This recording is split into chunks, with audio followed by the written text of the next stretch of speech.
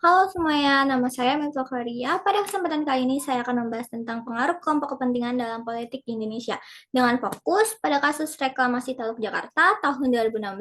Kasus ini menunjukkan bagaimana media massa dan berbagai kelompok kepentingan dapat mempengaruhi keputusan politik di negara kita.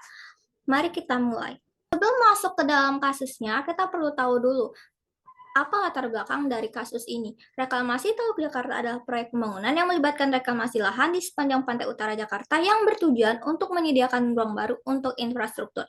Proyek ini mengalami penundaan dan kontroversi yang intens dengan puncaknya pada tahun 2016 ketika pemerintahan Jakarta kembali mengaktifkan rencana reklamasi. Udah tahu nih latar belakangnya apa? Nah, siapa aja sih kelompok kepentingan yang terlibat di sini?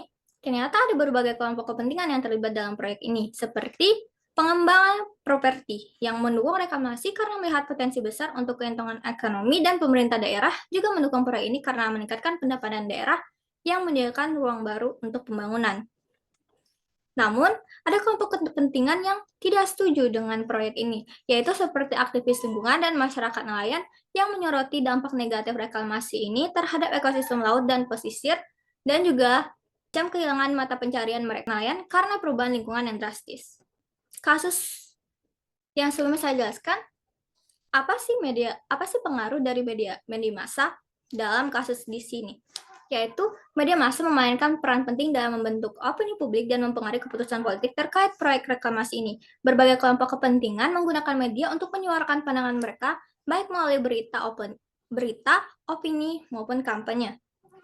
Media membantu memperbesar suara aktivis lingkungan dan masyarakat nelayan yang menentang proyek, sekaligus memberikan platform bagi pengembang properti dan pemerintah daerah untuk mempromosikan manfaat ekonomi dari reklamasi.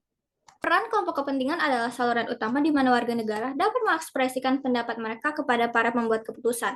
Namun pada saat yang sama, tekanan kelompok kepentingan yang kuat dapat menyulitkan pembuat kebijakan untuk menerapkan kebijakan yang paling efisien karena kebijakan semacam itu sering membebankan biaya pada bagian masyarakat. Intinya, bahwa kasus reklamasi Teluk Jakarta ini merupakan contoh yang jelas tentang bagaimana berbagai kelompok kepentingan dapat mempengaruhi keputusan politik melalui media massa. Media massa ini berfungsi sebagai alat yang kuat untuk menyuarakan berbagai pandangan dan kepentingan.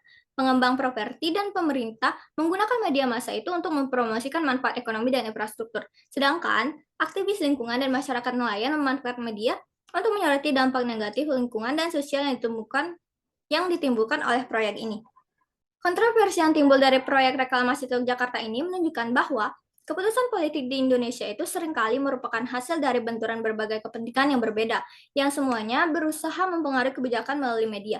Media massa tidak hanya berperan sebagai penyampai informasi, tetapi juga sebagai medan pertempuran di mana berbagai kelompok kepentingan bersaing untuk mendapat dukungan publik dan mempengaruhi keputusan pemerintah.